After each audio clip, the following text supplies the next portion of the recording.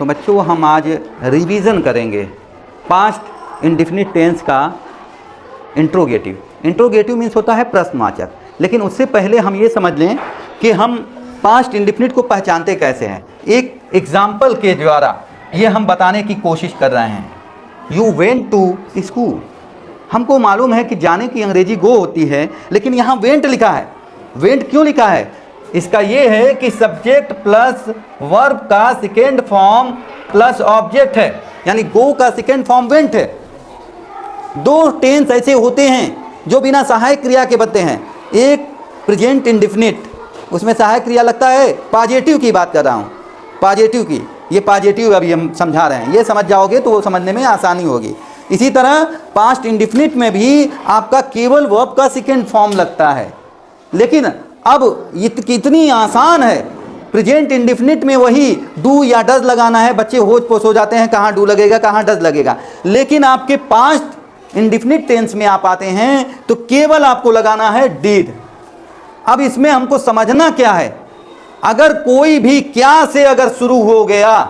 अब इससे पहले एक चीज़ और समझ जाइए कि पास्ट टेंस हम समझते कैसे हैं। जिस वाक्य के अंत में आ, ई, ए जैसे शब्द हो, क्या हो? आ, ई, ए जैसे शब्द हो, वह आई। आई थी लग गया तो दूसरा हो जाएगा, वह तुरंत हो जाएगा पास्ट परफेक्ट। थी लग गया तो यानी भूतकाल में ही निश्चित रूप से समाप्त हो जाना, वह परफेक्ट हो जाता है। यहाँ केवल यही रहेगा। हाँ, थी, था, थी, थे कहाँ हो जाएगा? करती थी, ता थी, ता था, ता थी, ता थे जैसे आ जाते हैं। ये भी पास्ट इंडेफिनिट टेंस में हो जाएगा। वह स्कूल आता था।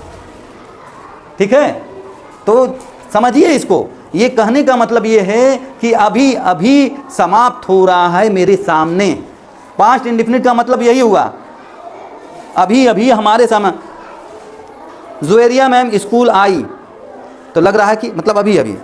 अब ये लग गया जुवेरिया मैम स्कूल आई थी, मतलब ख़त्म हो चुका है पास्ट में ही। मतलब आई थी कहीं और चली गई, थी लग गया तो वही बताई हो ना कि आ ए के बाद थी, तो वहाँ नहीं करेगा। अब जुवेरिया मैम स्कूल आती थी, तो ये लगेगा का मतलब समझ में आ रहा है ना। ये पकड़ है उसका पास्ट इंडेफिनिट टेंस का। अब हम मेन पॉइंट पर आते हैं कि इसमें करना क्या है। अगर क्या पहले लग गया तो हम डिड पहले लगा देते हैं। दूसरा चीज़ हम क्या पकड़ते हैं, पूरे सेंटेंस में कहीं भी प्रश्नवाचक वाक्य बीच में आ जाए। प्रश्नवाचक वाक्य कौन कौन से होते हैं? कब, कहाँ, क्यों, कैसे, ये सब प्रश्नवाचक है, उसको पहले कर देंगे। इसकी अच्छाई क्या है, मेन वर्ब का फर्स्ट फॉर्म लिख देना है केवल। यानी हम सहायक क्रिया बनाएंगे तो आप ये समझ लीजिए कि देखिए, अब यहाँ पर देखिए, अगर क्या ये डिड पहले हो गया तो क्या हो जाएगा? यू गो, ये फर्स्ट फॉर्म बना दिया गया है टू स्कूल। क्या तुम स्कूल आए? लड़की को कहना है तो क्या तुम स्कूल आई, इसका हो जाएगा। आई दूसरा दे दिया है व्हाट का, क्या कर रही हो उसका? ये तुम स्कूल गए, लड़की होगी तुम स्कूल गई। समझ में आया? हाँ, तो फर्स्ट फॉर्म इसलिए लगा है कि ये प्रश्नवाचक है, सवाल कर रहा है। अगर क्या पहले पूछता है तो उसी में डिड पहले लिख देते हैं।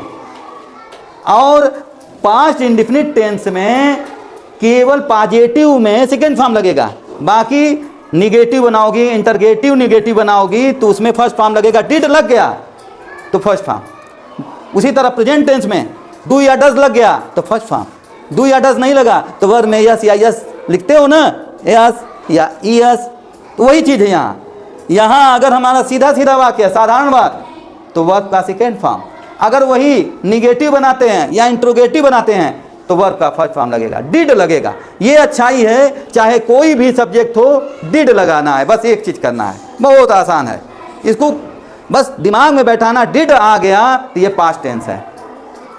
समझ में आ रही बात ना। अब यहीं पर अब जैसे प्रश्नवाचक शब्द आ जाते हैं पहले, तो इसका मतलब क्या हो जाता है कि प्रश्नवाचक शब्द पहले आ जाते हैं तो वाक्य में जरूर कोई प्रश्न पूछेगा, इसीलिए अंत में क्वेश्चन मार्क भी बना रहता है। ठीक है ना। कि तुम क्या स्कूल गए थे, कि तुम क्या स्कूल गए, तुम क्या स्कूल गए हो जाएगा। ठीक है, मालूम ये हुआ प्रश्नवाचक में क्या रहेगा, अगर हमारा डिड लगा है, ठीक है, तो हम सब्जेक्ट लिखेंगे, फिर प्लस मेन वर्ब का फर्स्ट फॉर्म लिखेंगे, फिर प्लस ऑब्जेक्ट लिखेंगे, क्वेश्चन मार्क। यही आपका होता है। इसमें कोई डाउट है? मेन वर्ब का फर्स्ट फॉर्म लिखना है। हम समझते हैं कि आप लोगों को ये समझ में आई होगी। नहीं समझ में आई, वीडियो फिर से दोबारा देखिए।